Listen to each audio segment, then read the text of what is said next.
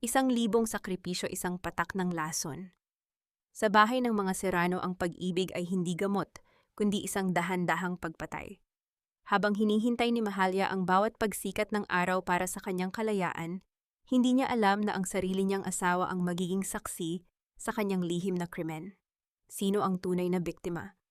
Ang matandang malapit ng pumanaw o ang babaeng 11 taong pinatay ang dangal? Abangan ang isang kwentong dudurog sa inyong puso at magbubukas sa katotohanang mas masakit pa sa kamatayan. Walang kwentang babae. Baog ka na nga, wala ka pang silbi sa pamamahay na ito.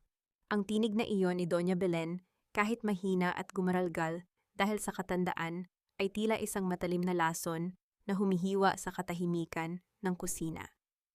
Sa kabilang dako ng screen, sa loob ng isang malamig na opisina sa Makati, napatigil si Inigo sa pagtipa sa kanyang laptop.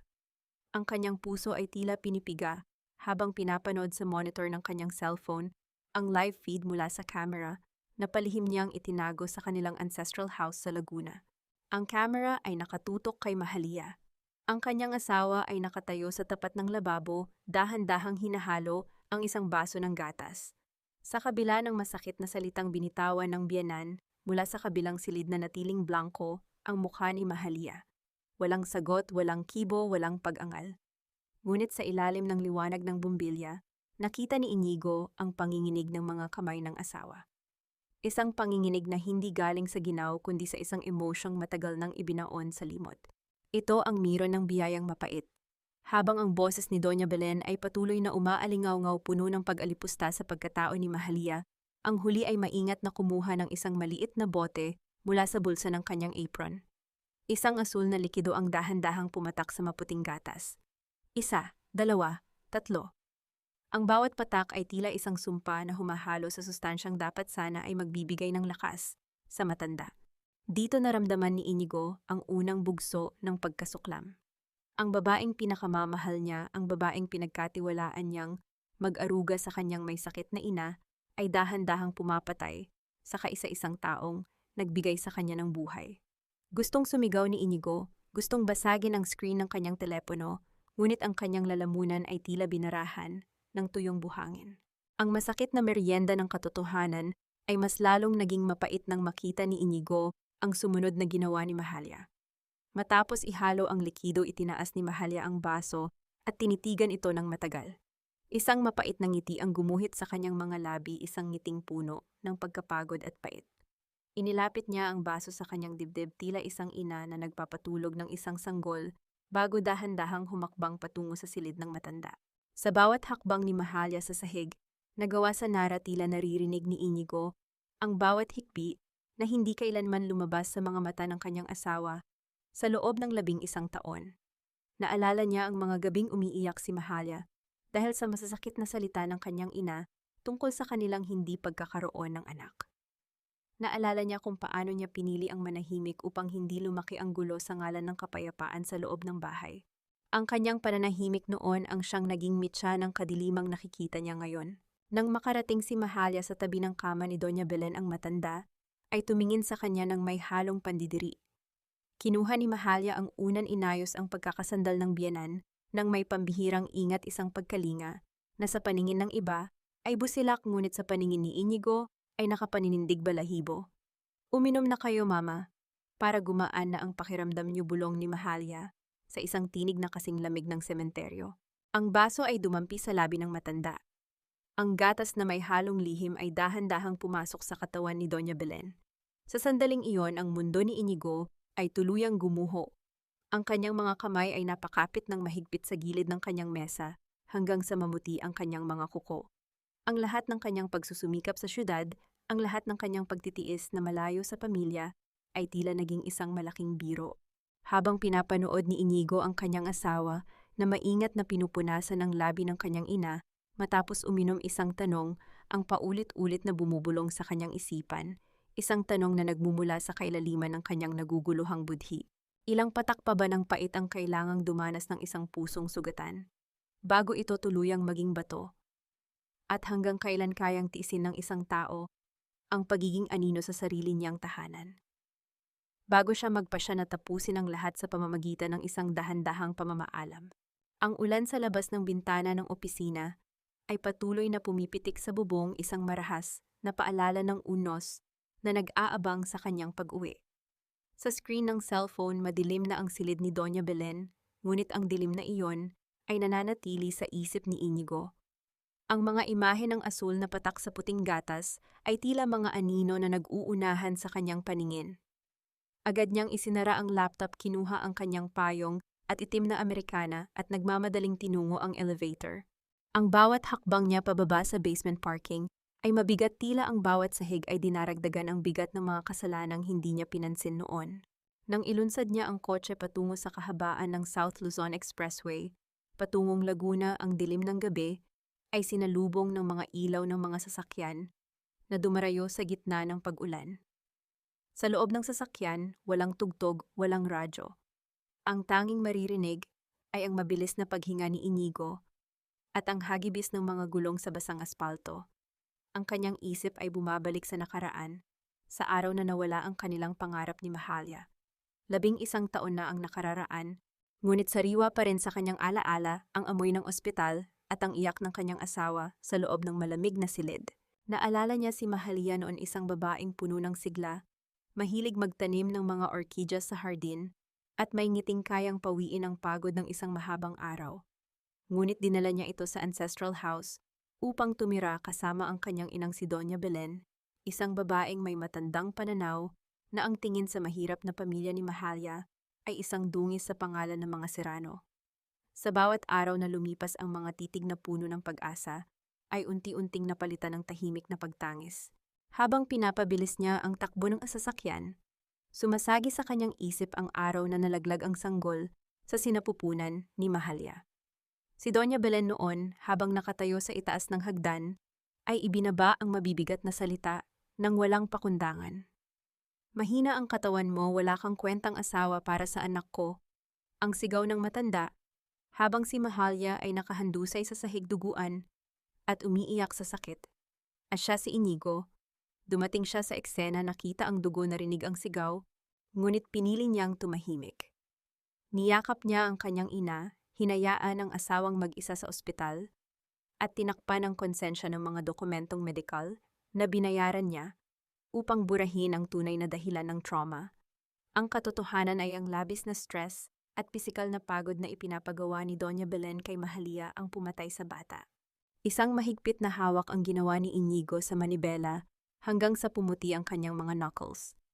Ngayon, ang katahimikan ng nakaraan ay nagbabayad na ng interes.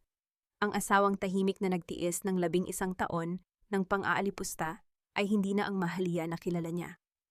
Ang pagtitiis nito ay naging isang malamig na kapasyahan na pumatay ng paunti-unti upang maramdaman ng matanda ang bawat patak ng hinagpis na dinanas niya. Ang mga wiper ng kotse ay patuloy sa paggalaw kaliwat kanan, wari ay pilit na nililinis ang salamin upang makita ang daan, ngunit ang totoo ay walang linaw sa kanyang hinaharap. Ilang oras ang lumipas bago bumulagta sa kanyang paningin ang lumang tarangkahan ng pamilya Serrano. Ang malaking bahay na gawa sa tisa at adobe ay nakatayo sa gitna ng dilim, tahimik, mistulang isang dambana ng mga lihim at pagkakasala. Pinarada niya ang kotse sa lilim ng malaking puno ng mangga sa gilid ng bakuran, malayo sa bintana upang walang makapansin ng kanyang pagdating. Dahan-dahan niyang itinulak ang pinto ng kotse, ang malamig na hangin ng probinsya na may halong amoy ng lupa at ulan ay sumalubong sa kanyang mukha. Lumakad siya ng tahimik patungo sa likod ng bahay sa may kusina, kung saan alam niyang naroon ang susi na itinatago sa ilalim ng lumang paso ng santan. Ang bawat yabag niya sa basang damo ay banayad, natatakot na baka may makarinig, natatakot na baka sa pagbukas niya ng pinto ay masaksihan niya ang isa pang patak ng asul na likido. Nang marating niya ang pintuan ng kusina, dahan-dahan niyang ipinasok ang susi. Ang pagpihit ng seradura ay lumikha ng isang mahinang tunog sa gitna ng katahimikan ng gabi. Nang bumukas ang pinto, ang amoy ng mainit na kape at lumang kahoy ang sumalubong sa kanya, ngunit sa ilalim nito ay may naramdaman siyang kakaibang lamig. Walang tao sa kusina. Ang ilaw sa itaas ay patay na, tanging ang sinag ng buwan na lumulusot sa bintana ang nagbibigay ng kaunting liwanag sa mahabang pasilyo patungo sa silid ng kanyang ina. Huminga siya ng malalim, pinapakalma ang mabilis na tibok ng kanyang dibdib habang dahan-dahang tinatahak ang unang baitang ng hagdan na gawa sa mulave. Ang pag-ibig na walang katotohanan ay parang isang lumang tulay na gawa sa marupok na kawayan, sa unang tingin ay matatag, ngunit sa kaunting bigat ng pagsubok ay dahan-dahang gumuguho ng walang babala. Nakatayo si Inigo sa madilim na sulok ng pasilyo. Ang kanyang katawan ay nakakubli sa likod ng malaking cabinet na gawa sa kamagong. Ang tanging liwanag na naroon ay ang manipis na sinag ng buwan na nanggagaling sa bintana ng sala. Mula sa dulo ng pasilyo, narinig niya ang isang mahinang bulong.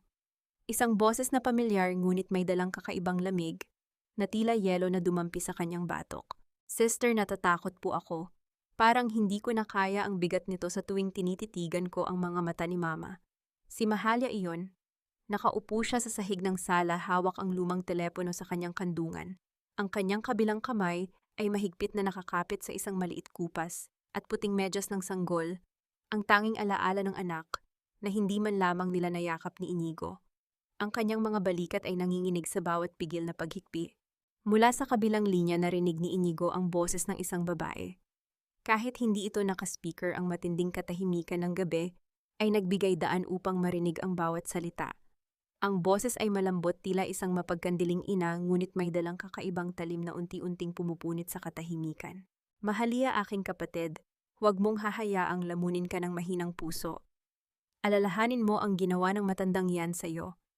Alalahanin mo kung paano niya kinuha ang pangarap mo na maging isang ina. Ang gamot na ibinibigay mo sa kanya ay hindi para saktan siya, kundi para linisin ang kanyang makasalanang kaluluwa. Ginagawa mo lang ang nararapat para sa hustisya." Si Sister Teresa, iyon ang pinuno ng grupong Kalinga ng Ina, ang samahang pinagkatiwalaan ni Mahalia sa kanyang mga pinakamidilim na gabi. Sa bawat salita ng madre, nakita ni Inigo kung paano tumango si Mahalia, tila isang taong walang sariling pag-iisip, na isuko na ang kanyang kaluluwa sa ilalim ng pakpak ng isang mapanlinlang na kalinga. "Pero sister, paano kung malaman ni Inigo? Paano kung umuwi siya?" tanong ni Mahalia. Ang kanyang boses ay puno ng pangamba. "Inigo loves his mother. Kapag nalaman niya ang ginagawa ko, hindi niya ako mapapatawad. Huwag mong isipin ang asawa mo." Mahalia, sagot ni Sister Teresa. Ang kanyang boses ay nagbago, naging mas matigas at mapag-utos. "Nasaan si Inigo noong dugo ang nakahandusay ka sa sahig? Nasaan siya noong tinatawag kang baog ng kanyang ina? Mas pinili niya ang manahimik dahil sa duwag niyang utang na loob. Siya ang may kasalanan kung bakit ka nagdurusa ngayon. Huwag kang hihinto, Mahalia. Ipagpatuloy mo ang pagpapatak ng gamot. At huwag mong kalilimutan ang dokumento na pinag-usapan natin. Kailangang mapirmahan iyon ng iyong biyenan bago huli ang lahat." Ang bawat salita ni Sister Teresa ay tila mga hampas ng latigo sa likod ni Inigo. Napasandal siya sa pader, ang kanyang puso ay nagngangalit sa galit at labis na pagsisisi. Nais niyang lumabas mula sa dilim agawin ang telepono at isigaw kay Mahalia ang katotohanan. Ngunit bago pa man niya may hakbang ang kanyang mga paa, ibinaba na ni Mahalia ang hawakan ng telepono. Dahan-dahang tumayo si Mahalia. Inilagay niya ang puting medyas ng sanggol sa kanyang dibdib, ipinikit ang kanyang mga mata na tila nagdarasal bago naglakad patungo sa silid-aklatan ng bahay. Lumikha ang kanyang tsinelas ng mahinang kaluskos sa sahig, isang tunog na nagpapahiwatig ng kanyang unti-unting paglayo sa liwanag. Nang matiyak ni Inigo na nakapasok na si Mahalia sa silid-aklatan, dahan-dahan siyang lumapit sa sofa kung saan nakaupo ang asawa kanina. Sa ilalim ng unan ng sofa, may napansin siyang isang puting sobre na may tatak ng kalinga ng ina. Sa pamamagitan ng natitirang lakas ng kanyang nanginginig na mga kamay, binuksan niya ang sobre at kinuha ang papel sa loob nito. Ang kanyang mga mata ay nanlaki sa gulat sa kanyang nabasa. Hindi ito isang simpleng dokumento ng tulong medical. Ito ay isang kasunduan ng donasyon, isang deed of absolute sale na naglilipat ng pagmamay-ari ng buong ancestral house at ng mga lupain ng mga Serrano sa pangalan ng kalinga ng ina, kapalit ng habambuhay na pangangalaga at espiritual na gabay para kay Doña Belen at Mahalia. Isang matinding katotohanan ang gumising sa natutulog na diwa ni Inigo. Ang kanyang asawa ay hindi lamang naghihiganti, siya ay ginagamit ng isang mapanirang organisasyon upang nakawin ang lahat ng mayroon, ang kanilang pamilya. Ang pinakamahirap na dula sa buhay ay ang pag-upo sa harap ng taong nagtataksil sa iyo habang kailangan mong ngumiti at magkunwaring walang alam upang hindi niya mapansin ang dugo ang sugat sa iyong puso. Mabilis na ibinalik ni Inigo ang puting sobre sa ilalim ng una ng sofa. Inayos niya ang kanyang sarili lumabas ng bahay sa pamamagitan ng pinto ng kusina at muling pumasok sa pangunahing pintuan ng tahanan na tila ba kararating lamang niya mula sa isang mahabang biyahe mula sa Manila. Ang tunog ng pagpihit ng doorknob ay bumasag sa katahimikan ng sala. Mabilis na lumabas si Mahalia mula sa silid-aklatan. Nang makita ang asawa rumihesto sa kanyang mukha ang matinding gulat na agad din niyang pinalitan ng isang pilit na ngiti. Ang kanyang mga mata na kanina lamang ay puno ng luha ay mabilis niyang pinunasan sa kanyang apron. Inigo, bakit ngayon ka lang gabi na at napakalakas ng ulan sa daan? Bakit hindi ka man lang tumawag o nag-text? Tanong ni Mahalia. Ang kanyang boses ay may halong kaba habang tinutulungan ang asawa na hubarin ang basang Amerikana. Pasensya na, Mahalia. Maraming trabaho sa opisina at bigla ang nagka-traffic sa expressway dahil sa baha. Tugon ni Inigo, pilit na pinatitigas ang kanyang tinig upang hindi mayanig ng emosyon. Tinitigan niya ang mga mata ng asawa naghahanap ng anino ng babaeng pinakasalan niya noon, ngunit tanging isang malamig na pader ng lihim ang kanyang nakita. Kumusta si Mama? Ganoon pa rin, tulog manok madalas magdeliryo. Naghanda ako ng hapunan sabay na kayo ni Mama.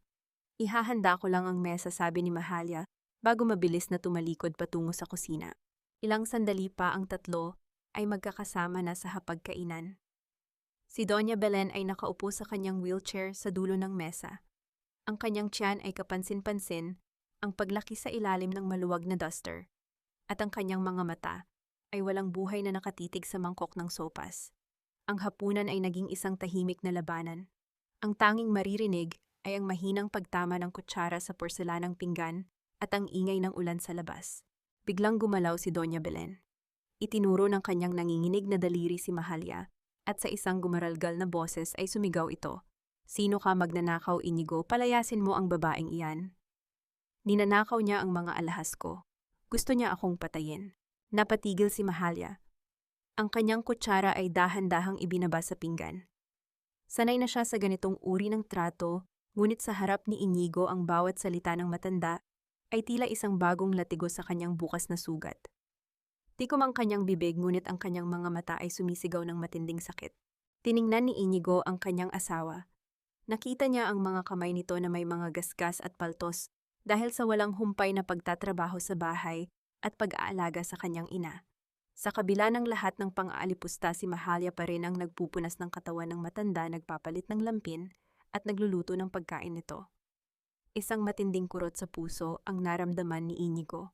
Sa halip na kampihan ang ina tulad ng madalas niyang gawin noon, dahan-dahang inabot ni Inigo ang sandok. Kumuha siya ng malambot na karne ng manok mula sa sopas at maingat na inilagay ito sa pinggan ni Mahalia. Kumain ka muna, Mahalia.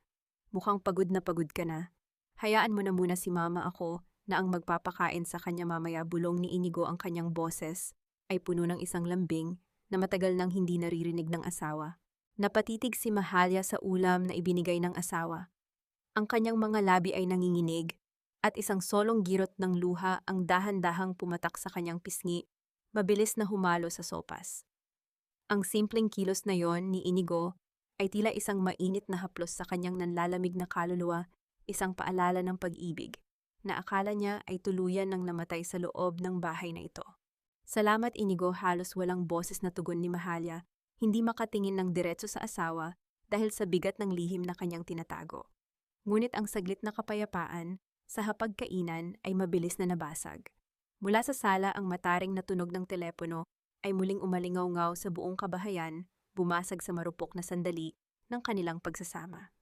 Napaigtad si Mahalia sa kanyang upuan, ang kanyang mukha ay biglang nawalan ng kulay habang nakatitig sa direksyon ng sala. May mga tawag sa hating gabi na hindi nagdadala ng magandang balita, kundi nag-aanyay ng matinding hilahil na handang sumira sa payapang pagtulog ng isang pamilya.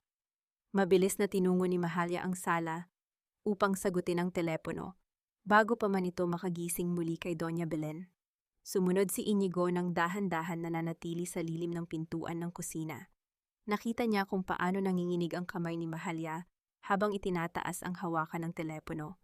Opo, sister. Nandito po siya. Hindi ko magagawa ngayon mangyaring huwag muna kayong tatawag, bulong ni Mahalia.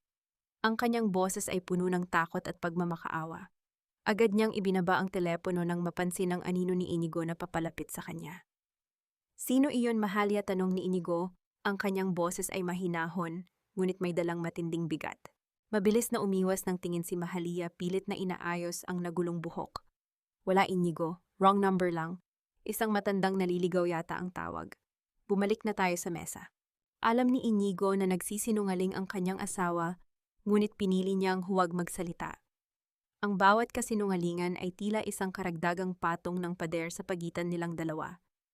Ang gabi ay lumalim at ang bawat isa sa kanila ay nagkunwaring natutulog sa kanilang silid habang ang kanilang mga isip ay gising na gising nakikinig sa bawat tunog ng ulan at sa mabigat na paghinga ng isa't isa. Nang sumapit ang 2:00 ng madaling araw, isang matinis na sigaw ang bumasag sa katahimikan ng gabi. Galing iyon sa silid ni Doña Belen. Agad na bumangon si Mahalia at Inigo upang tumakbo sa silid ng matanda. Nang buksan nila ang pinto, nakita nila si Doña Belen na nakaupo sa gitna ng kanyang kama, basang-basa ng pawis, at ang kanyang mga mata ay nanlilisik sa takot habang nakaturo sa madilim na sulok ng silid. Nandyan siya, sinusundo niya ako. Si Arturo, ang asawa ko, sinusumpa niya ako dahil sa mga kasalanan ko. Hiyaw ng matanda ang kanyang buong katawan, ay nanginginig ng husto habang pilit na sumisiksik sa gilid ng headboard ng kama.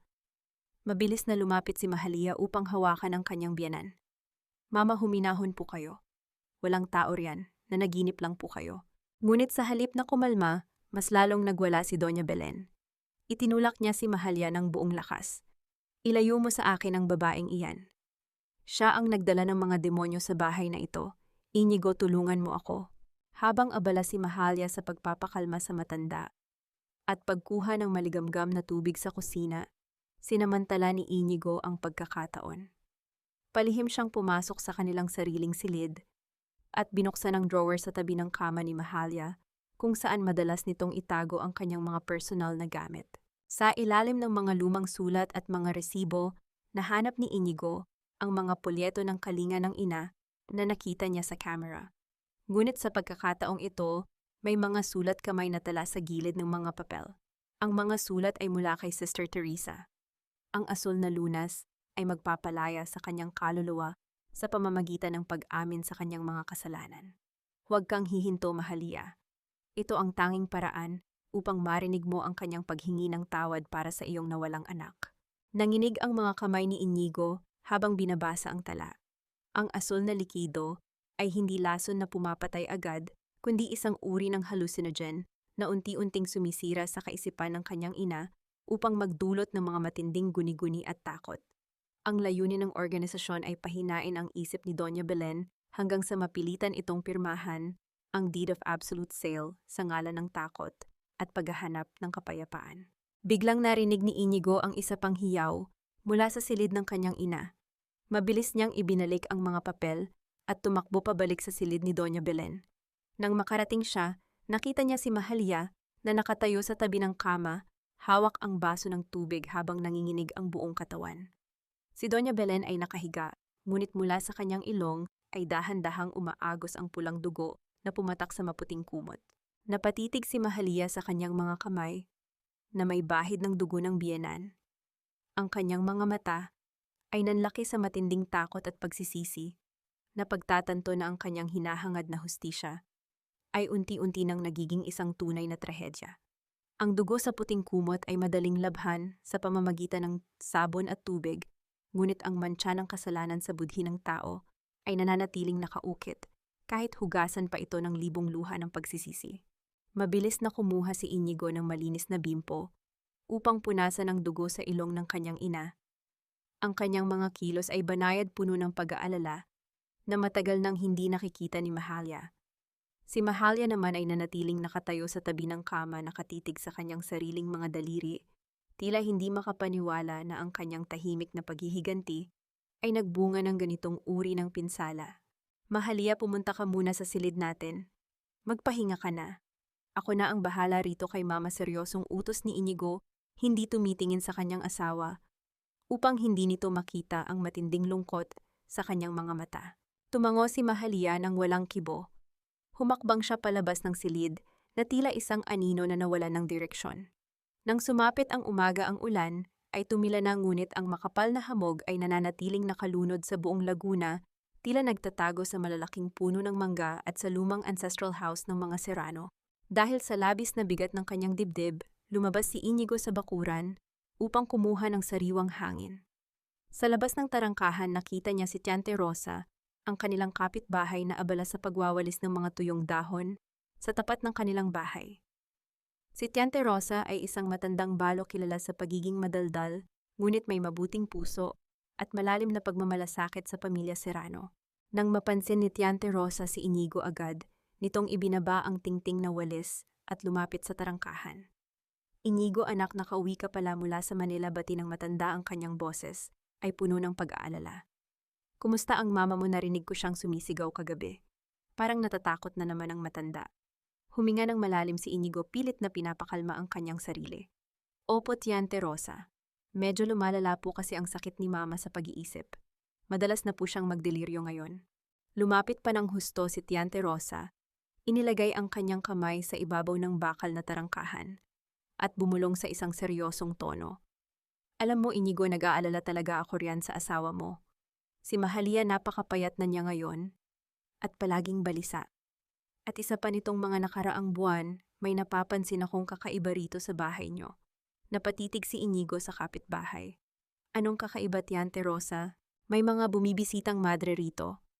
Pero hindi sila mukhang mga madre mula sa ating parokya, paliwanag ni Tante Rosa habang patingin-tingin sa paligid upang matiyak na walang nakikinig. Isang beses habang nagtatanim ako ng mga gulay, narinig ko silang nagtatalo sa may hardin. Ang sabi nung matangkad na madre kay Mahalia, "Huwag mong kalilimutan ang utang mo sa amin, Mahalia. Ang kaluluwa ng anak mo ay nasa aming mga kamay." Umiiyak ang asawa mo pagkaalis nila. Ang bawat salita ni Tante Rosa ay tila isang malamig na tubig na ibinuhos kay Inigo. Naramdaman niya ang matinding galit sa kanyang dibdib laban sa organisasyong mapagsamantala.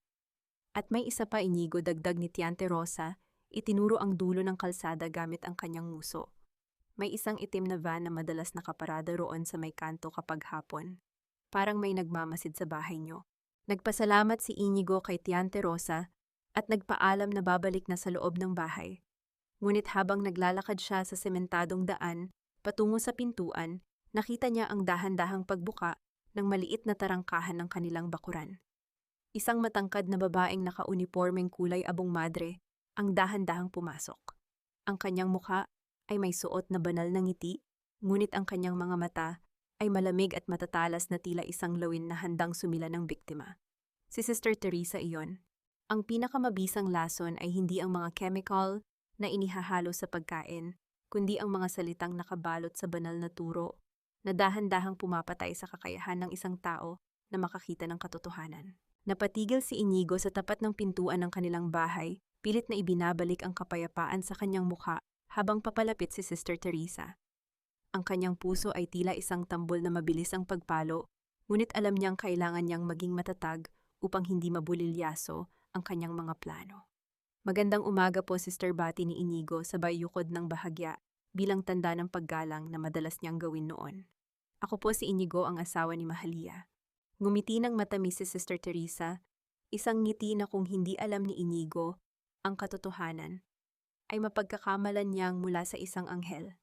Magandang umaga rin sa iyo, anak. Ako si Sister Teresa, mula sa kalinga ng ina. Naparito ako upang bisitahin ang iyong asawa at ang iyong may sakit na ina. Madalas ko silang ipagdasal dito.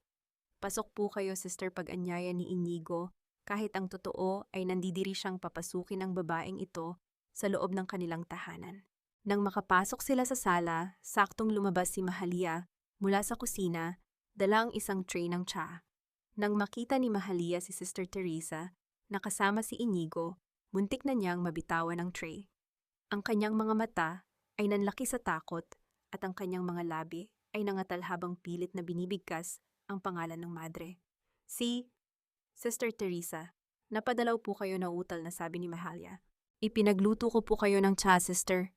Inigo, maaari mo ba kaming iwan muna? Gusto ko sanang magpatingin ng mga espiritual na payo kay Sister tungkol kay Mama. sabi ni Mahalia pilit na pinapaalis ang asawa. Sige, Mahalia. Aakyat muna ako sa silid ni Mama upang tingnan ang kanyang lagay sagot ni Inigo. Tumalikod siya at dahan-dahang umakyat sa hagdan. Ngunit sa halip na dumiretso sa silid ng ina, naupo siya sa madilim na sulok ng landing ng hagdan kung saan malinaw niyang naririnig ang bawat salita sa sala. Nang maramdaman ni Sister Teresa na wala na si Inigo agad, na nawala ang matamis na ngiti sa kanyang mukha. Napalitan ito ng isang malamig at mapang-utos na titig habang hinahawakan ang kamay ni Mahalia ng napakahigpit. Mahalia, bakit narito ang asawa mo? Tanong ni Sister Teresa. Ang kanyang boses ay isang mababang bulong, ngunit puno ng matinding presyur. Sabi ko sa iyo, huwag mo siyang hahayaang makialam sa ating misyon. Ang lalaking iyan, ang dahilan ng lahat ng iyong pagdurusa. Noong nawala ang anak mo, nasaan siya? Ngayon ay nagkukunwari siyang mabuting asawa. Sister, natatakot na po ako, umiiyak na bulong ni Mahalia. Kagabi dinugo ang ilong ni Mama. Ang gatas na ibinibigay ko sa kanya, parang unti-unti na siyang pinapatay. Ayoko na pong ituloy ito. Gusto ko nang huminto. Hihinto, ngayong malapit na nating makuha ang katarungan para sa anak mo. Galit na tugon ng madre, habang marahas na niyuyugyog ang balikat ni Mahalia. Ang dugo na nakita mo ay bahagi lamang ng paglilinis ng kanyang makasalanang katawan. Ang pag-aalinlangan mo ay isang kasalanan sa harap ng Diyos. Nasaan na ang deed of absolute sale na ibinigay ko sa iyo? Kailangang mapirmahan iyan ni Doña Belen ngayon din habang malabo pa ang kanyang isip. Hindi ko po kaya, Sister Hickby ni Mahalia. Baka malaman ni Inigo. Kung hindi mo gagawin, Mahalia, huwag mong kalilimutan na hawak ko ang lahat ng ebidensya na ikaw ang nagpapakain ng gamot sa iyong biyenan. Banta ni Sister Teresa, ang kanyang tinig ay wala ng bakas ng kabanalan. Isang tawag ko lang sa pulis, mabubulok ka sa kulungan bilang isang mamamatay tao. Gawin mo ang sinasabi ko. Papirmahin mo ang matanda o ikaw ang sisira sa sarili mong buhay. Sa tindi ng galit na naramdaman ni Inigo, habang nakikinig hindi niya napansin na napaatras ang kanyang paa dahilan upang matabig niya ang isang lumang plorera na nakalagay sa may baitang ng hagdan. Ang plorera ay gumulong at lumikha ng isang mahinang kaluskos sa kahoy na sahig. Napatigil sa pagsasalita si Sister Teresa. Ang kanyang mga mata ay matalim na tumingin sa direksyon ng hagdanan. Inigo, nandyan ka ba? Tanong ni Sister Teresa sa isang mapanuring boses. Ang pinakamasakit na lihim ay hindi ang mga bagay na itinatago ng iyong kaaway, kundi ang katotohanang ibinaon ng sarili mong ina upang protektahan ang kanyang sariling dangal mula sa dugo ng isang walang kalaban-labang sanggol. Mabilis na pinakalma ni Inigo ang kanyang paghinga habang dahan-dahang bumababa sa hagdanan, hawak ang isang tumpok ng mga lumang damit ni Doña Belen na kunwari ay kanyang lalabhan.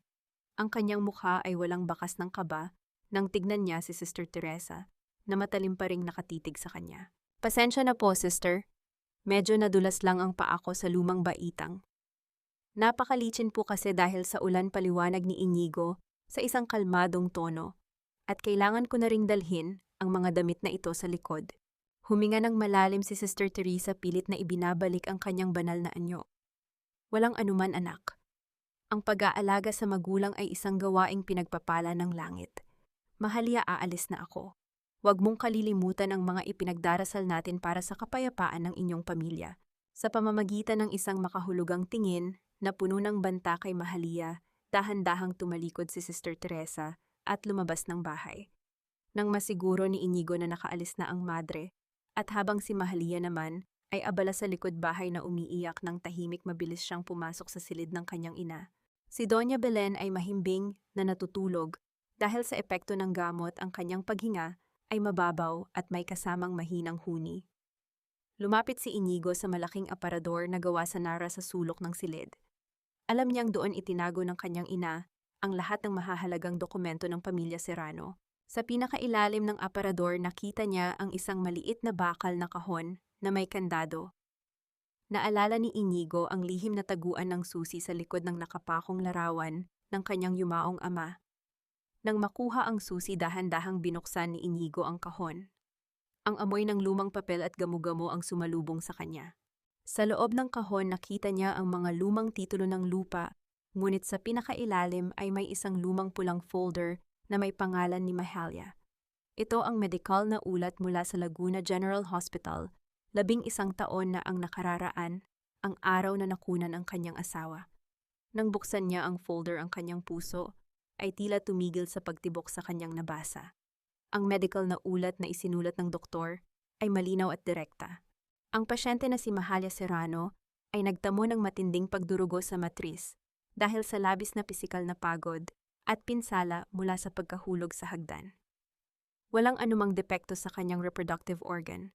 Ang pasyente ay ganap na may kakayahang magkaanak sa hinaharap. Ngunit sa likod ng ulat na yon ay may nakalakip na isang piraso ng papel, isang resibo ng donasyon na nagkakahalaga ng 50,000 piso para sa pribadong klinika ng doktor na nilagdaan ni Doña Belen Serrano. May kasama itong maikling sulat kamay na tala mula sa kanyang ina. Siguraduhin na ang ulat na ito ay hindi makakarating kay Inigo. Sabihin mo sa kanila na si Mahalia ay may mahinang matris at baog upang hindi niya maisip na iwan ang aking anak at ang bahay na ito. Nalaglag ang mga papel mula sa kamay ni Inigo patungo sa sahig. Ang kanyang buong katawan ay nangatal sa matinding galit lito at labis na pagsisisi. Ang kanyang sariling ina ang pumatay sa kanilang anak dahil sa pagpapahirap nito kay Mahalia. At ito rin ang gumawa ng paraan upang palabasin na si Mahalia ang may kasalanan at baog upang manatili itong alipin sa kanilang tahanan. At siya si Inigo ay naniwala sa kasinungalingang iyon sa loob ng 11 taon. Dahan-dahang bumukas ang pinto ng silid. Napatayo si Inigo at lumingon. Nakatayo sa pintuan si Mahalia, hawak ang maliit na baso ng gatas na may asul na patak ng gamot. Ang kanyang mukha ay maputlang maputla, habang nakatitig sa mga medikal na papel na nakakalat sa sahig sa tabi ng mga paa ni Inigo. Ang katotohanan ay parang isang matalim na salamin, masakit hawakan, dugo ang tingnan.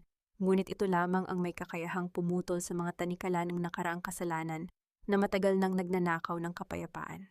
Dahan-dahang ibinaba ni Mahalia ang baso ng gatas sa ibabaw ng maliit na lamesang kahoy sa tabi ng pintuan. Ang mahinang tunog ng paglapat ng baso sa ibabaw ng mesa ay tila isang babala na ang lahat ng kanilang pagkukunwari ay tapos na. Tiningnan niya ang mga papel na hawak ni Inigo at pagkatapos ay ang mga matang puno ng luha ng kanyang asawa. Nalaman mo na halos walang boses na sabi ni Mahalia.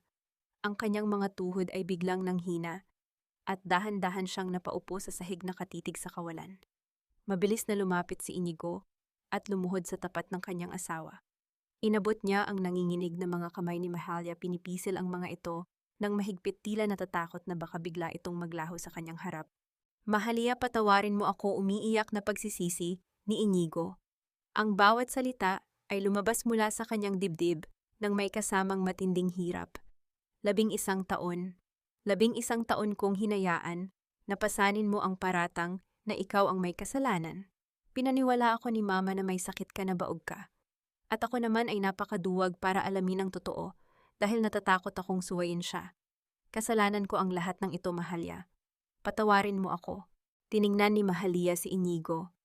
Sa unang pagkakataon sa loob ng mahabang panahon, nakita niya ang totoong emosyon sa mga mata ng asawa, hindi ang malamig at abalang Inigo na palaging tumatakas patungong Manila, kundi ang lalaking pinangakuan niyang mamahalin habang buhay. 11 taon, Inigo, simula ni Mahalia, ang mga luha ay patuloy na umaagos sa kanyang mga pisngi. Bawat araw na gumigising ako sa bahay na ito, pakiramdam ko ay dahan-dahan akong dinudurog. Tinawag akong baog ng buong baryo. Tinrato akong alipin ng sarili mong ina. At sa tuwing titingnan kita, umaasa ako na ipagtatanggol mo ako. Ngunit palagi kang tumatalikod. Ang sakit-sakit, Inigo. Mas masakit pa sa pagkamatay ng anak natin.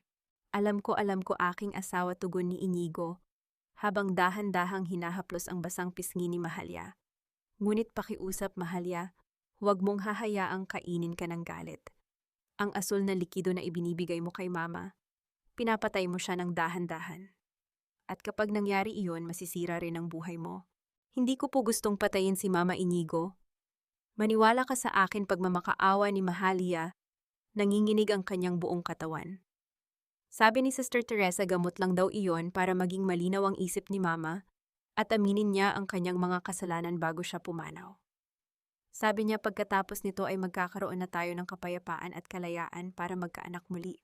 Niloloko ka lang nila, Mahalia. Ginigipit ka nila upang makuha ang mga lupa at bahay ng mga Serrano, paliwanag ni Inigo habang ipinapakita ang mga dokumento ng Deed of Absolute Sale. Ginagamit nila ang sakit mo upang gawin kang isang kriminal para sa huli ay wala kang magawa kundi sumunod sa kanila. Napayakap si Mahalia kay Inigo, isinubsob ang kanyang mukha sa dibdib ng asawa habang humihikbi ng napakalakas. Niyakap din siya ni Inigo ng napakahigpit, tila isang proteksyon laban sa lahat ng unos sa labas. Ito ang unang pagkakataon na naramdaman muli nila ang init ng pag-ibig sa gitna ng matinding trahedya. Ngunit ang marupok na sandali ng kanilang paglalapit ay biglang naputol. Mula sa kama, si Doña Belen ay biglang umungol ng malalim. Ang kanyang dibdib ay mabilis na tumaas at bumaba habang pilit na humihinga ng hangin. Mula sa kanyang bibig ay may lumabas na puting bula at ang kanyang mga kamay ay marahas na nangisay. Ang asol na lason sa loob ng kanyang katawan ay umabot na sa pinakamataas na antas ng panganib. Sa pagitan ng buhay at kamatayan, ang bawat segundo ay tila isang matalim na kutsilyo na dahan-dahang pumuputol sa huling hibla ng pag-asa ng isang pamilyang naghahanap ng kapayapaan at kapatawaran. Mabilis na kumilos si Inigo. Binuhat niya si Doña Belen at dahan-dahang inihiga sa kanyang tabi upang hindi nito mailit ang sariling dila habang nangingisay. Kumuha si Mahalia ng basang bimpo mula sa banyo at maingat na pinunasan ng puting bula sa bibig ng biyenan. Ang kanyang buong katawan ay nanginginig sa takot, ang bawat tibok ng kanyang puso ay tila isang babala ng paparating na katapusan. Inigo, kailangan nating dalhin si Mama sa ospital. Papatayin ko siya. Pumatay ako ng tao, umiiyak na sigaw ni Mahalia. Halos mawalan na siya ng sariling bait sa tindi ng pagsisisi. Huminahon ka, Mahalia. Hindi ka mamamatay tao. Niloko ka lang nila, pagpapakalma ni Inigo habang tinatawagan ng ambulansya gamit ang kanyang telepono. Ngunit bago pa man makasagot ang operator ang pintuan sa harap ng bahay, ay marahas na itinulak. Ang tunog ng pagtama ng kahoy na pinto sa pader ay umalingaw-ngaw sa buong kabahayan, nagdala ng isang panibagong alon ng takot. Mula sa madilim na sala, pumasok si Sister Teresa kasama ang dalawang lalaking matatangkad at may malalaking katawan na nakasuot ng simpleng kasuotan. Wala na sa mukha ng madre ang banal na ngiti na madalas niyang ipamalas. Ang kanyang mga mata ay nanlilisik sa galit at ang kanyang mga labi ay nakangisi ng mapanira habang tinititigan ang nanghihinang si Doña Belen sa kama. Nakarating na pala sa dulo ang Lunas, Mahalia, malamig na sabi ni Sister Teresa habang dahan-dahang lumalapit sa tabi ng kama. Mabuti na rin ito, hindi na mahihirapan ang matanda. Ngayon, nasaan na ang pirma sa Deed of Absolute Sale? Humakbang si Inigo upang harangan si Sister Teresa. Inilalagay ang kanyang sarili bilang pader sa pagitan ng madre at ng kanyang pamilya. Umalis kayo sa bahay na ito. Alam ko na ang lahat ng panloloko nyo. Ang asul na likidong ibinigay nyo kay Mahalia ay isang mapanganib na kemikal upang sirain ang isip ng aking ina. Humingi ng tawa si Sister Teresa, isang tawang nakapaninindig balahibo na walang bakas ng kabanalan. Inigo, napakatalino mo pala tulad ng iyong ama, ngunit huli na ang lahat. Ang doktor na nagbigay ng medikal na ulat at ng gamot ay nasa ilalim ng aking payroll. Mayroon akong mga larawan at video ni Mahalia na bumibili ng mga chemical na iyan. Kapag namatay ang iyong ina, si Mahalia ang mapupunta sa kulungan habang buhay. Tumingin si Sister Teresa kay Mahalia na ngayon ay nakaluhod sa tabi ng kama, takot na takot habang nakahawak sa kamay ni Doña Belen. Mahalia, pumili ka. Pirmahan niyo ang kasunduan na ilipat ang lahat ng ari-arian ng mga Serrano sa kalinga ng ina at idedeklara namin na si Doña Belen ay namatay dahil sa komplikasyon ng demensya. O hahayaan kong mabulok ka sa madilim na selda bilang isang mamamatay tao. Huwag mong takutin ang asawa ko, sigaw ni Inigo. Ang kanyang mga kamao ay nakakuyom ng mahigpit habang tinititigan ang dalawang lalaking kasama ng madre na dahan-dahang lumalapit sa kanya. Kinuha ni Sister Teresa ang kanyang cellphone mula sa bulsa at dahan-dahang pinindot ang mga numero sa keypad. Tinitigan niya si Inigo ng may malamig na ngiti. Tingnan natin kung hanggang saan ang tapang ng pag-ibig mo, Inigo, kapag narinig mo na ang sirena ng mga pulis na paparating dito upang asul-asulin ang iyong asawa, banta ni Sister Teresa. Habang nakatutok ang kanyang daliri sa tawag, ang tunay na kalayaan ay hindi ang pagtakas sa parusa ng batas, kundi ang pagkakaroon ng lakas ng loob na tanggapin ang sariling pagkakasala upang hindi na muling maging alipin ng takot at manipulasyon. Dahan-dahang tumayo si Mahalia mula sa tabi ng higaan ni Doña Belen. Ang kanyang mga balikat na dati ay laging nakayuko sa bigat ng sipayo ay tuwid na ngayon. Tiningnan niya si Sister Teresa nang diretso sa mga mata, isang titig na walang bakas ng pag-aalinlangan. Tawagan mo ang mga pulis, sister. Sige na, pindutin mo ang tawag hamon ni Mahalia. Ang kanyang boses ay kalmado ngunit may dalang matinding kapangyarihan. Handa akong pumunta sa kulungan. Handa akong magbayad para sa nagawa ko kay Mama. Ngunit hinding-hindi ko ibibigay sa iyo ang ancestral house ng pamilya Serrano. Hinding-hindi ko hahayaang magtagumpay ang kasamaan mo sa bahay na ito. Napatigil si Sister Teresa, ang kanyang daliri ay nanginginig sa ibabaw ng tawag. Hindi niya inaasahan na ang mahina at takot na si Mahalia ay magkakaroon ng ganitong lakas ng loob. Mahalia, nababaliw ka na ba? Galit na sigaw ng madre. Mabubulok ka sa kulungan. Walang magliligtas sa iyo. Hindi siya mag-iisa. Sister, sabat ni Inigo habang dahan-dahang itinaas ang kanyang sariling telepono na konektado sa kanyang laptop sa lamesa. Sapagkat ang bawat salitang binitawan mo mula kanina, ang pag-amin mo sa pagbibigay ng asul na lason, ang pananakot mo kay Mahalia, at ang paghingi mo ng titulo ng lupa bilang kapalit ng pananahimik, ay kasalukuyang naririnig at nire-record ng aking mga security camera. Ang kopya ng videong ito ay direkta nang nakasave sa cloud server ng aking opisina sa Manila. Ang mukha ni Sister Teresa ay biglang nawalan ng kulay. Ang kanyang mapanirang maskara ay tuluyan ng nagkapira-piraso. Napagtanto niya na ang asawa ni Mahalia ay hindi lamang isang duwag na anak, kundi isang lalaking handang gawin ang lahat upang protektahan ang kanyang pamilya. Albert, kunin mo ang telepono niya. Kunin niyo ang mga papel. Galit na utos ni Sister Teresa sa dalawang lalaking kasama niya. Mabilis na sumugod ang malaking lalaki na si Albert patungo kay Inigo. Sinubukan ni Inigo na umiwas ngunit dahil sa laki ng katawan ng kalaban, naitulak siya nito patungo sa lumang cabinet ng gamot. Ang tunog ng pagkabangga ng katawan ni Inigo sa kahoy ay lumikha ng isang mabigat na kalabog sa loob ng silid.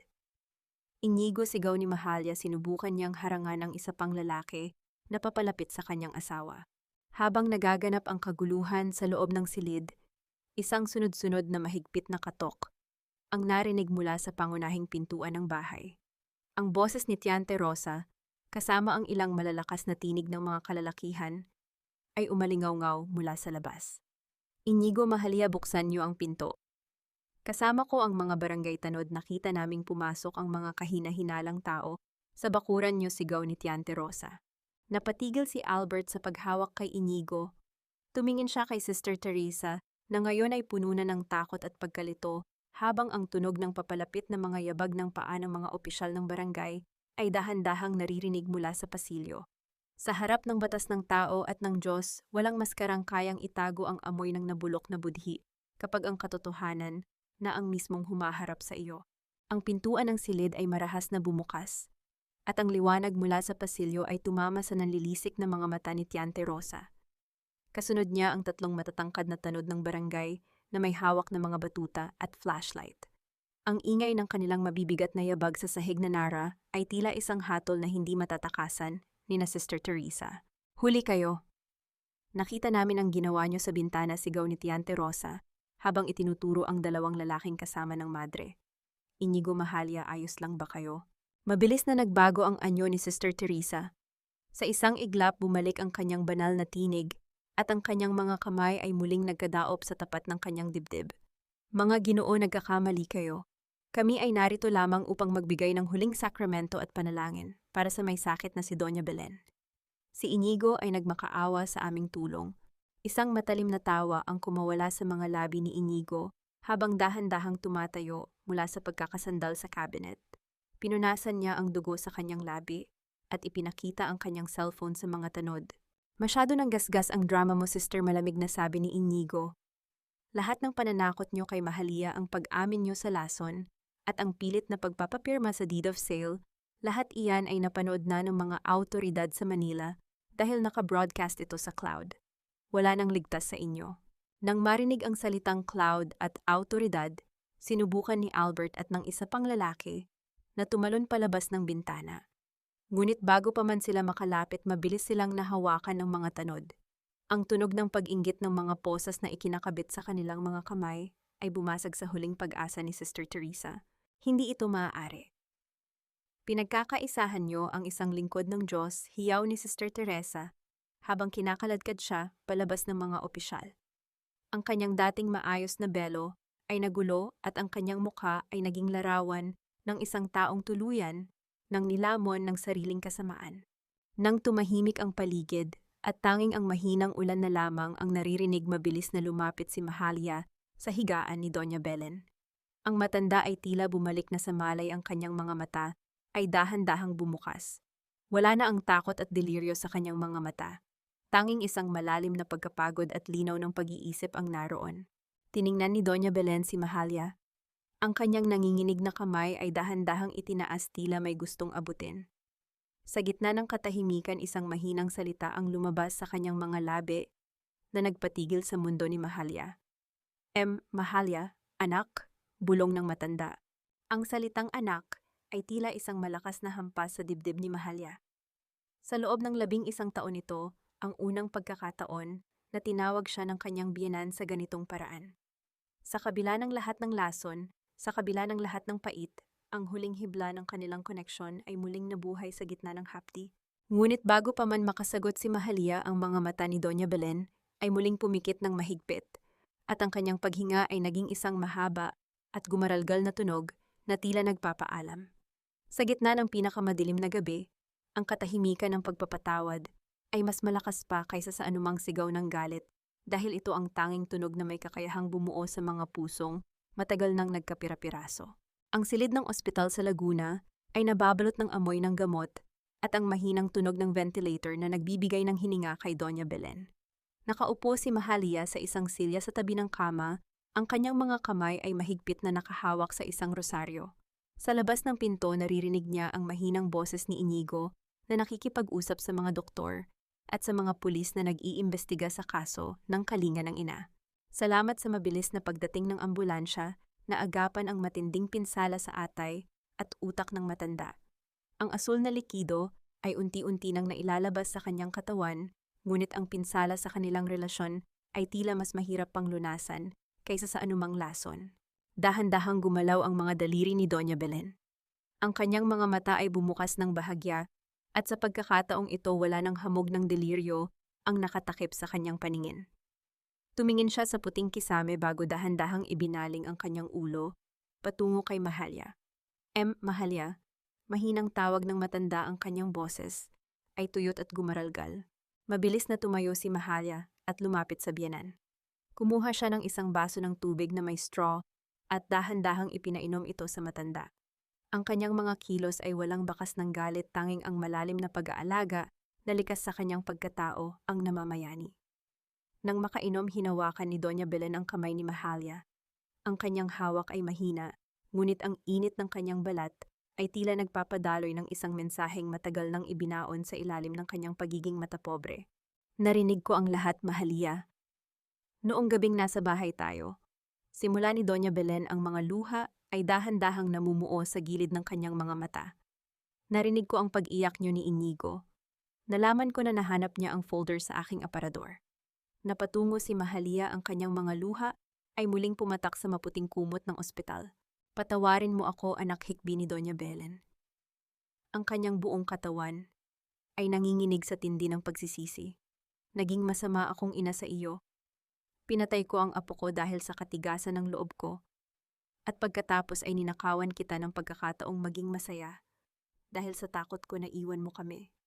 Akala ko sa pamamagitan ng pagpapakita ng kapangyarihan, mapapanatili ko ang dangal ng mga Serrano. Pero ang totoo, ako ang sumira sa pamilyang ito.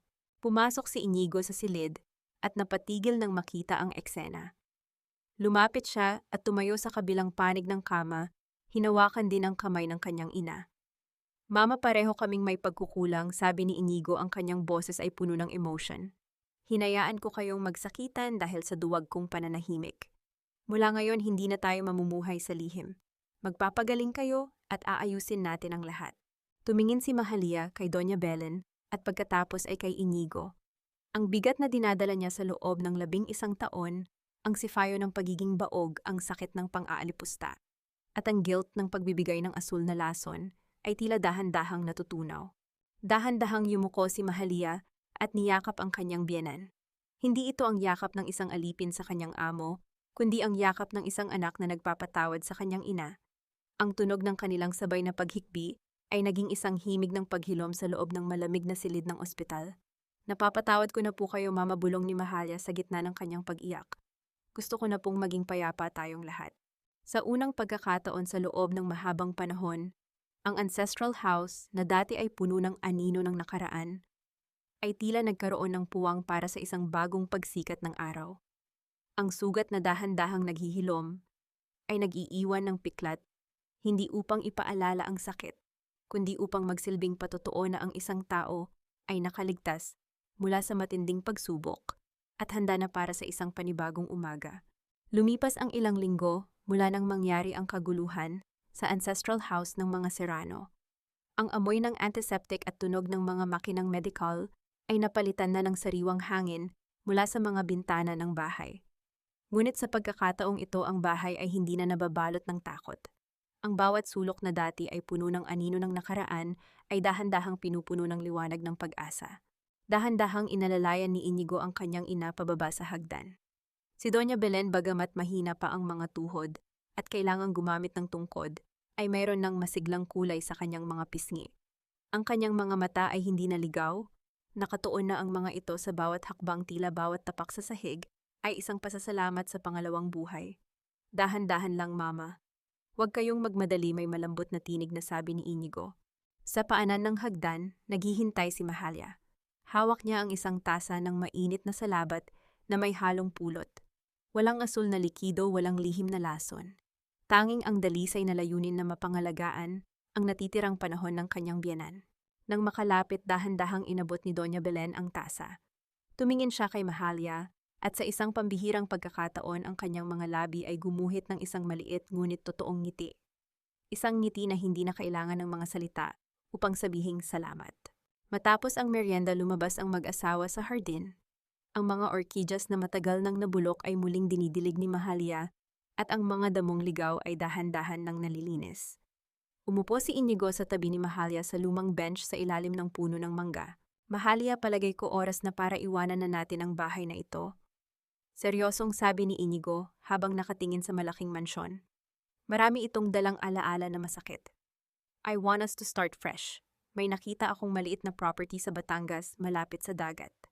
Payapa roon at malayo sa ingay ng nakaraan. Gusto kong doon tayo tumira kasama si Mama. Napatigil si Mahalia sa kanyang ginagawa. Tiningnan niya ang kanyang mga kamay na may bahid ng lupa, ang parehong mga kamay na dati ay nanginginig sa takot. Isang mahabang buntong hininga ang kumawala sa kanyang mga labi, isang pagpapakawala ng lahat ng bigat na kanyang dinala sa loob ng mahigit isang dekada. Batangas, malayo iyon, Inigo, bulong ni Mahalia, ngunit may bakas ng pananabik sa kanyang boses. Kailangan natin iyon, Mahalia. Isang lugar kung saan hindi ka titingnan bilang baog at hindi ako titingnan bilang duwag. Isang lugar kung saan ikaw lang at ako. At si Mama, tugon ni Inigo sabay haplos sa buhok ng asawa. Nang sumapit ang hapon, pumasok si Mahalia sa kanilang silid. Dahan-dahan niyang inilabas ang kanyang malaking maleta mula sa ilalim ng kama. Ang tunog ng pagpihit ng kandado ng maleta ay umalingaw-ngaw sa tahimik na silid. Isa-isa niyang itinupi ang kanyang mga damit, mga lumang duster na naging saksi sa kanyang mga pag-iyak at ang iilang magagandang damit na bihira niyang maisuot. Habang nag-iimpake, nahanap niya ang maliit na puting medyas ng sanggol na itinago niya sa loob ng 11 taon. Tinitigan niya ito ng matagal.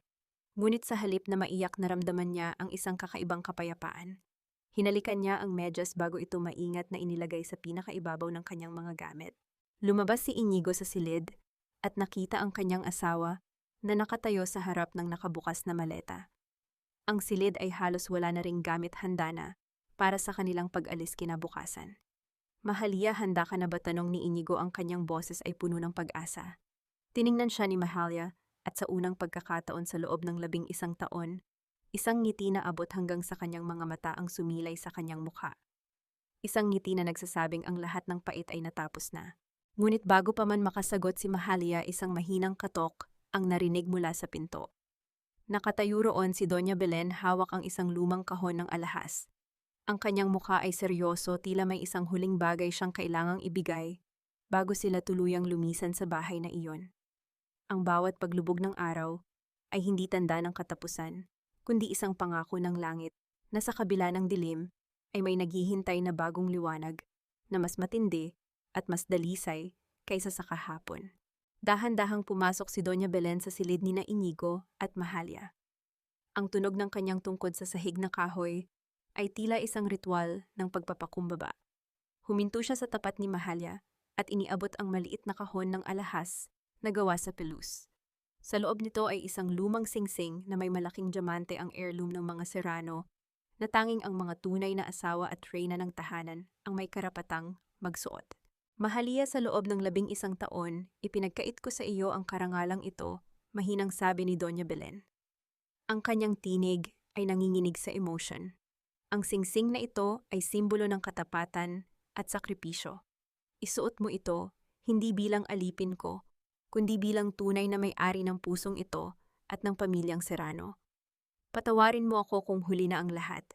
Nanginginig ang mga kamay ni Mahalia habang tinatanggap ang singsing. Isinuot ito ni Inigo sa kanyang daliri at sa ilalim ng liwanag ng lampara ang diamante ay kumislap, tila sumasalamin sa mga luhang puno ng saya at kapatawaran sa mga mata ni Mahalia. Wala ng pait, wala ng lason. Tanging ang pagtanggap na ang lahat ng sugat ay bahagi na ng kanilang kasaysayan. Kinabukasan, ang tunog ng pagsasara ng malaking tarangkahan ng ancestral house ay umalingaw-ngaw sa buong kalsada. Lulan ng kanilang sasakyan, tiningnan ni Mahalia ang bahay sa huling pagkakataon. Ang mga bintanang dati ay tila mga matang nagmamasid sa kanyang bawat pagkakamali ay nakasara na ngayon, tahimik na nagpapaalam sa mga anino ng nakaraan. Habang binabaybay nila ang daan patungong Batangas, narinig nila sa radyo ang balita tungkol sa pagkakadakip kay Sister Teresa at ang pagkabuwag ng kalinga ng ina. Ang hustisya ay dahan-dahan ng gumugulong at ang bawat biktima ay nagsisimula na ring mahanap ang kanilang boses. 1 buwan ang lumipas sa kanilang bagong tahanan sa tabing dagat. Ang amoy ng alat at ang mahinang hampas ng mga alon sa pampang ang nagsisilbing oyayi sa kanilang pagtulog. Si Doña Belen ay madalas nang nakaupo sa beranda pinapanood ang paglubog ng araw habang tinuturuan si Mahalia sa paggawa ng mga tradisyonal na kakanin. Si Inigo naman ay mas madalas nang nasa bahay, pinipiling magtrabaho mula sa malayo upang masilayan ang bawat ngiti ng kanyang asawa. Isang hapon, habang naghahanda ng hapunan, biglang napatigil si Mahalia. Naramdaman niya ang isang kakaibang pag-ikot ng kanyang sikmura, isang pakiramdam na matagal na niyang hindi nararanasan mula noong trahedya ng nakaraan. Napahawak siya sa lababo, ang kanyang paghinga ay bumilis habang ang isang kislap ng pag-asa ay dahan-dahang sumisibol sa kanyang isipan. Mahalia, ayos ka lang ba? Pag-aalalang tanong ni Inigo habang mabilis na lumalapit sa asawa. Tiningnan ni Mahalia si Inigo, ang kanyang mga mata ay naniningning sa isang emosyong hindi maipaliwanag. Inilagay niya ang kamay ni Inigo sa kanyang tiyan at sa gitna ng katahimikan ng kanilang kusina, tila may isang lihim na mensahe ang dumaan sa pagitan ng kanilang mga palad. Isang himalang akala nila ay kinuha na ng tadhana, ngunit tila ibinabalik sa kanila bilang gantimpala sa kanilang matinding pagtitiis at pagmamahalan. Ngunit bago pa man sila makapagdiwang isang itim na sasakyan, ang dahan-dahang huminto sa tapat ng kanilang bagong bahay. Isang estranghero ang bumaba, may hawak na isang sulat na may selyo ng korte na tila may dalang balitang muling susubok sa kanilang marupok na kapayapaan. Ang katarungan ay hindi lamang tungkol sa pagpapakulong sa may sala, kundi tungkol din sa pagharap sa mga sugat ng kahapon ng may taas noong paninindigan upang ang bawat takot ay tuluyan nang maglaho sa ilalim ng liwanag ng katotohanan. Dahan-dahang lumapit si Inigo sa tarangkahan upang tanggapin ang puting sobre mula sa lalaking naka-Amerikana. Ang tunog ng pagkapunit ng papel ay bumasag sa katahimikan ng hapong iyon sa Batangas. Habang binabasa ni Inigo ang laman ng sulat, ang kanyang mukha ay hindi nagpakita ng takot, kundi isang seryosong determinasyon. Isang subpi na ito mula sa korte, ang huling hakbang upang tuluyang mabulok sa kulungan si Sister Teresa at ang kanyang sindikato. Kailangan mong tumestigo, Mahalia, mahinang sabi ni Inigo habang bumabalik sa beranda. Ikaw ang kaisa-isang biktima na may lakas ng loob na humarap sa kanila. Ang iyong salita ang magiging huling pako sa krus ni Sister Teresa. Napatitig si Mahalia sa malawak na dagat. Ang bawat hampas ng alon sa dalampasigan ay tila sumasabay sa kaba sa kanyang dibdib. Ngunit sa pagkakataong ito, hindi lang ang kanyang sariling kaligtasan ang iniisip niya. Hinawakan niya ang kanyang tiyan, kung saan ang isang bagong buhay ay dahan-dahang nabubuo, isang himalang hindi niya hahayaang madungisan ng anumang banta mula sa nakaraan. Kinabukasan, nagtungo ang mag-asawa sa isang klinika sa Kabayanan. Ang amoy ng malinis na silid at ang mahinang tunog ng ultrasound machine ay nagdulot ng isang matinding tensyon sa loob ng silid. Nang makita nila sa maliit na monitor ang isang maliit na kislap, ang tibok ng puso ng kanilang anak, ang mga luha ni Mahalia ay muling pumatak. Hindi ito luha ng pait, kundi luha ng isang inang handang makipaglaban hanggang sa huli. Malusog ang bata, Mahalia, nakangiting sabi ng doktor. Ngunit kailangan mong mag-ingat. Ang matinding stress o pagod ay maaaring maging banta sa iyong pagbubuntis, lalo na't ito ang iyong unang tagumpay matapos ang maraming taon. Ang babalang iyon ng doktor ay naging isang mabigat na pasanin para kay Inigo. Ayaw niyang isapalaran ang buhay ng kanilang anak, ngunit alam niyang hindi magiging ganap ang kalayaan ni Mahalia hanggat hindi niya natatapos ang laban sa korte. Sa kanilang pag-uwi, si Doña Belen ang sumalubong sa kanila, hawak ang isang baso ng gatas na may halong seryosong pangaral. Huwag kang matakot, anak, bulong ni Doña Belen habang hinahaplos ang balikat ni Mahalia. Kung kailangang ako ang maupo sa silyang iyon sa korte upang aminin ang mga nagawa ko, gagawin ko. Huwag nating hahayaang ang sindikatong iyan ang sumira sa bagong buhay na ibinigay sa atin. Dumating ang araw ng paglilitis. Ang gusali ng korte ay puno ng mga mamamahayag at mga taong nais masaksihan ang pagbagsak ng kalinga ng ina. Sa loob ng madilim na silid, nakaupo si Sister Teresa. Sa likod ng rehas ang kanyang mukha ay wala na ring maskara ng kabanalan, tanging isang desperadong galit ang naroon. Nang tawagin ang pangalan ni Mahalia Serrano, ang buong paligid ay natahimik. Dahan-dahang tumayo si Mahalia, hawak ang kamay ni Inigo. Ngunit sa kanyang unang hakbang patungo sa witness stand, isang matalim na kirot ang gumuhit sa kanyang puson. Ang kanyang paningin ay bahagyang nagdilim at ang kanyang kamay ay mahigpit na napakapit sa braso ng asawa. Ang bawat yabag niya sa sahig ay tila naging isang pakikibaka sa pagitan ng kanyang tungkulin sa katarungan at ang kanyang pangakong protektahan ang kanyang dinadala. Napatigil ang lahat nang mapansin ang pamumutla ni Mahalia.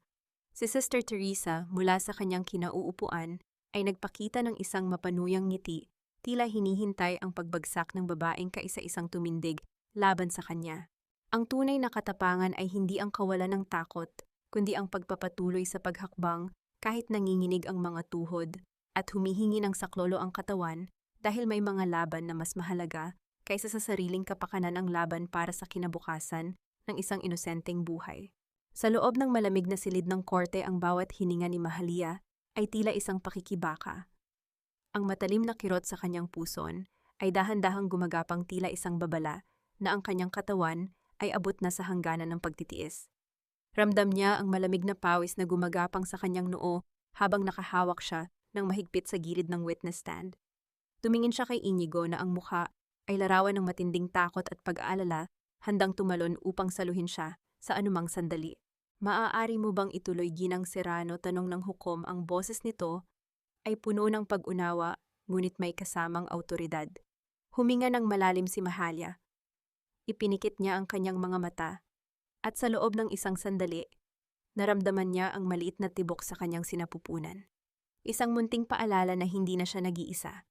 Sa muling pagmulat ng kanyang mga mata, ang takot ay napalitan ng isang apoy na hindi kayang patayin ng anumang banta. Opo, mahal na hukom, tugon ni Mahalia, ang kanyang tinig ay hindi na nanginginig. Tumingin siya ng diretso kay Sister Teresa. Ginamit ako ng babaeng iyan. Ginamit niya ang aking pangungulila sa anak na nawala sa akin upang lasunin ang aking isipan. Ang asul na likido na ibinigay niya ay hindi lunas, kundi isang instrumento ng kanyang kasakiman upang nakawin ang lahat ng ari-arian ng aming pamilya. Habang nagsasalita si Mahalia, ang bawat salita ay tila isang latigo na tumatama sa katauhan ni Sister Teresa. Ang mga detalye ng bawat pagkikita sa dilim, ang bawat banta ng pagpapakulong, at ang bawat manipulasyon sa kanyang emosyon ay inilatag ni Mahalia ng may linaw at katotohanan. Ang bulungan sa loob ng korte ay naging isang malakas na ugong ng pagkasuklam laban sa organisasyong Kalinga ng Ina. Ngunit ang pinakamatinding sandali ay nang tumayo si Doña Belen mula sa kanyang kinaupuan sa hanay ng mga manonood. Sa kabila ng kanyang panghihina, dahan-dahan siyang lumapit sa harapan. Ang tunog ng kanyang tungkod sa sementadong sahig ay tila bawat tibok ng orasan na naghuhudyat ng katapusan ng mga kasinungalingan. Ako ang saksi sa lahat ng ito, seryosong sabi ni Doña Belen habang tinititigan ang hukom. Ako ang nagbigay ng pagkakataon sa kasamaang ito dahil sa aking sariling kapalaluan. Ngunit narito ako upang aminin ang aking mga pagkakamali. Ang aking menamanang lupain at ang aming ancestral house ay hindi kailanman mapupunta sa isang mapagkunwari. Ang lahat ng ito ay pagmamay-ari na ng aking anak na si Mahalia, ang babaeng mas higit pa sa tunay na anak kung ako ay ituring. Ang pag-amin ni Doña Belen ang naging huling mitsa. Si Sister Teresa ay napatayo, ang kanyang mukha ay naging larawan ng isang demonyong nabigo. Sinubukan niyang sumigaw, ngunit ang kanyang mga salita ay nalunod sa ingay ng maso ng hukom na humampas sa mesa, isang tunog ng katarungang matagal nang hinihintay. Nang ilabas ang hatol na pansamantalang pagkakakulong ng walang piyansa para kay Sister Teresa, habang tinatapos ang kaso, ang katahimikan ay bumalik sa silid. Ngunit sa sandaling iyon, ang huling lakas ni Mahalia ay tuluyan ng naubos. Ang kanyang mga kamay ay bumitaw sa witness stand at ang kanyang paningin ay tuluyan ng nagdilim. Inigo ang huling bulong ni Mahalia bago siya dahan-dahang bumagsak. Mabilis siyang nasalo ni Inigo habang ang mga tao sa loob ng korte ay nagsimulang magkagulo sa pagtawag ng medikal na tulong. Binuhat ni Inigo ang kanyang asawa, tumatakbo palabas ng gusali patungo sa naghihintay na sasakyan habang si Doña Belen ay nakasunod, humihikbi at nagdarasal na huwag sanang kunin ng langit ang bagong pag-asang kakahanap pa lamang nila. Ang tunog ng sirena ay umalingaw-ngaw sa buong lungsod, bumabagtas sa trapiko patungo sa pinakamalapit na ospital, habang ang buhay ng isang ina at ang kanyang himala ay nakabitin sa isang napakanipis na hibla ng tadhana.